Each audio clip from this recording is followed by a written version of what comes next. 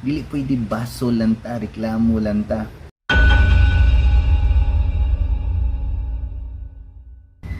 Paita, lisura sa kinabuhi, napay pandemic, nautangan pag mga trabaho ang mga tao, ug nag-anam-anam pag yung kamatay ang mga tao, murag sakit paminawon, basin lainan mo maminaw sa kung gipanulti karon. Pero tinuod ni kay ako ning mga kaila, dila na ko i-mention ngan, to respect, to give them the privacy, pero naay nangamatay tungod sa COVID. Basin nagtuo kang dili tinud ang COVID kasi nagtuo ka nga ang vaccine may nakamatay. Yes, naay nangamatay sa vaccine, dili ko mo deny ana, pero kasagaran sa nangamatay wala na baksinan.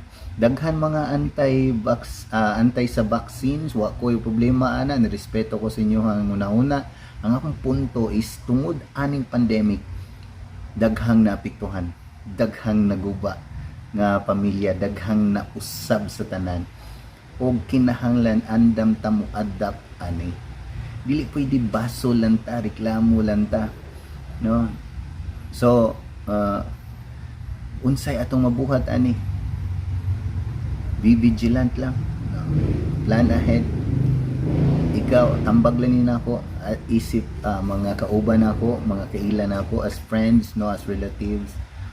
Salig ta sa Ginoo, ang Ginoo basin mo tuo ka og sa di sa Ginoo, pero ang Ginoo naa, no, salig sa Ginoo sa tanan imong plano sa kinabuhi.